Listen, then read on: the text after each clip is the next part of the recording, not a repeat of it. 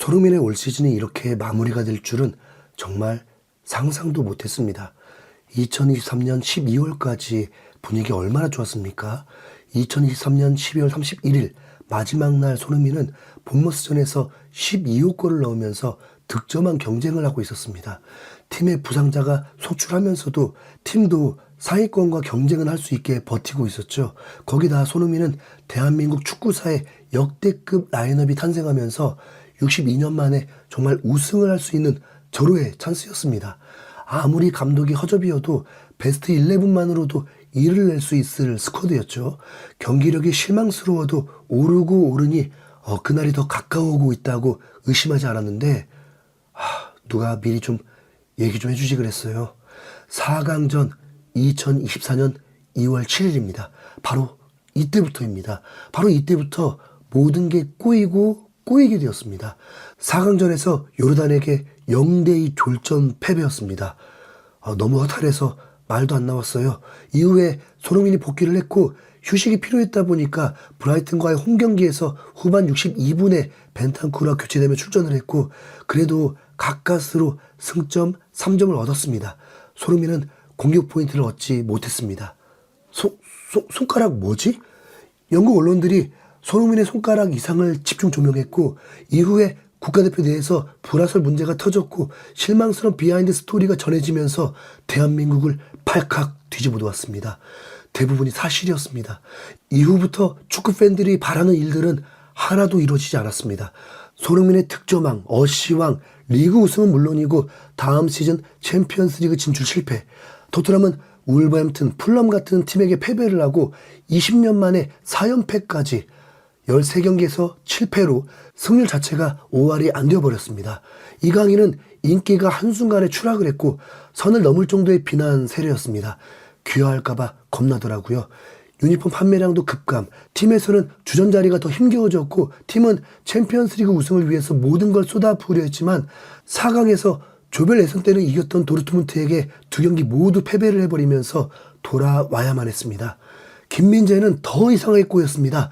11년 연속 우승한 미넨이 김민재 오니까 우승 실패. 김민재의 10분의 1 몸값인 다이오에게 주전 자리를 내주는 황당한 상황. 그렇게 한국 축구 팬들에게 놀림만 당했던 선수인데 김민재보다 다이어라뇨. 그리고 패배 때마다 원흉이 되어버리고 독일 언론들은 김민재를 앞다퉈서 비난하는 기사만 내고 우승도 불거품, 챔피언스리그 4강 1차전에서는 선발 출전 기회를 얻었는데도 치명적인 실수로 인해서 챔스 결승 진출도 실패했습니다.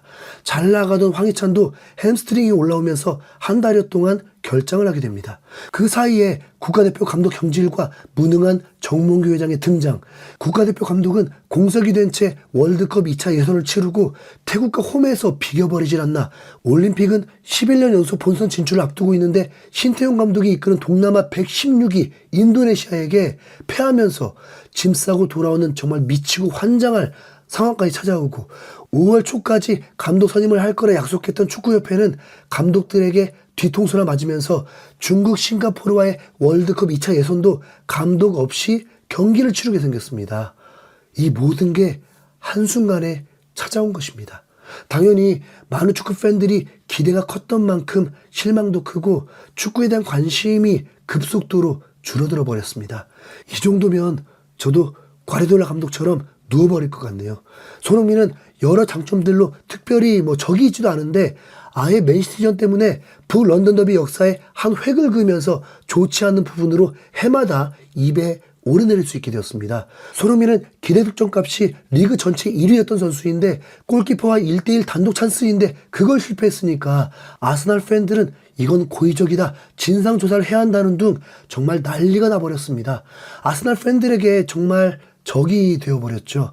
궁금한 건 라이스가 집에 손흥민 유니폼을 액자로 걸어놨는데 그 유니폼 잘 있을지 궁금하네요. 토트넘이 챔스 진출을 못하더라도 맨시티의 우승은 막을 수 있는 엄청난 찬스였다 보니까 아스날 팬들도 아직도 충격에서 벗어나지 못하고 있습니다. 그런데 이게 또 입장 차이가 생기면서 토트넘 팬들은 챔스 진출 못한 것보다 아스날 우승 못 시킨 것을 더 좋아하는 일부가 아닌 것 같더라고요. 상당수의 팬들이 그런 마음이 듭니다. 정작 토트넘 팬들은 손흥민을 향해 원망의 눈빛이 아닌 잘했다. 역시 토트넘의 영웅이다라는 의미의 코멘트가 많이 달려버렸습니다. 선수들은 챔스에 나가고 싶은 건지 최강팀 맨시티를 잡고 싶었던 건지 똘똘 뭉쳤다가 점점 구멍이 생기면서 동료들끼리 경기 중에 말다툼하는 장면이 몇 번 있더라고요. 이게 119일 동안 일어난 축구 사태입니다. 개인적으로는 2024년 시작부터 건강 이상까지 생겼다 보니까 데미지가 더 크게 오는 듯합니다. 지난 시즌에는 토트넘에게 최악의 후반기였지만 김민재, 이강인은 커리어 하이를 찍으면서 김민재는 나폴리 우승을, 이강인은 팀의 MVP를, 그리고 어디로 이적하게 될지 무척이나 궁금하면서 팬들을 설레게 해주었는데 올해는 기대와 다른 최악의 마무리가 되었습니다. 이런 100여일의 상황은 코로나 사태가 터지면서 갑자기 리그가 쉬어버리고 손흥민이 팔 골절로 수술했을 때와 비슷한 충격입니다. 네, 모든 스포츠가 쉬게 되었으니까요. 여기서부터 이제 두 가지의 경우가 생깁니다. 위기가 끝이 아니다. 더 큰 쓰나미가 몰려올 것이다. 아니면 이 위기가 또 다른 기회가 되어서 우리 선수들이 비상할 수 있을 것이다. 네, 여러분 이럴 때 최악을 이겨낼 수 있다는 긍정의 마음을 갖는 것이 필요합니다. 위기가 또 다른 기회가 될 것이다. 네. 손흥민의 우승컵 드는 날이 점점 가까워오고 있다는 느낌 많이 들리십니까? 최근 20년간 유럽 5대 리그에서 우승컵을 들지 못한 최다 득점 순위가 나왔는데 1위가 해리 케인, 4위가 손흥민이었습니다. 정말 희소한 경우인가 봅니다. 그리고 이제 시즌 마무리 한 경기를 남겨두고 있습니다. 전문가들은 토트넘의 유로파리그 진출 확률을 90%라고 보고 있는 상황입니다.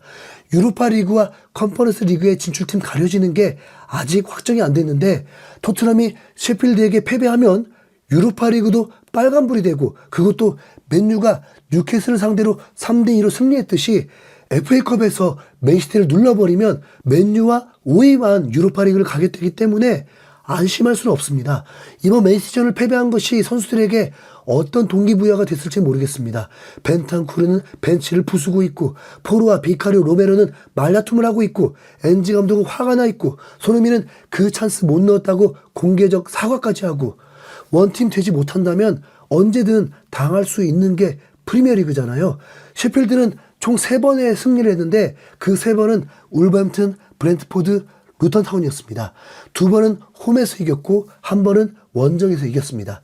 셰필드가 팀으로서 당연히 이렇게 각오하지 않았을까요? 마지막 경기인 만큼 우리 유종의 미를 거두자. 네. 자책골이든 퇴장이든 변수를 언제나 도사리고 있고, 아무튼 단정할 수는 없다는 것입니다. 이럴 때 손흥민이 나서서 선수들을 다독여야 하고, 지난 시간들은 잊고 셰필드전에 골 폭격을 해야 합니다. 손흥민에게도 다시는 돌아오지 않을 마지막 경기입니다. 18골 9도움. 너무 아쉬운 숫자잖아요. 리그에서 20골이라고 기록되는 것과 앞자리가 1로 되어 있는 건 하늘과 땅 차이입니다. 또한 어시스트 2자리 숫자도 매우 큰 의미가 있습니다. 결국 토트넘이 맨시티에게 패배한 건 골을 못 넣었기 때문인데, 손흥민을 주축으로 다음 시즌 더 비상하기 위해서는 마지막 경기에서 골 감각 다시 살아나고 마음껏 슈팅하면서 2골 1도움으로 다 이뤄내길 바라겠습니다.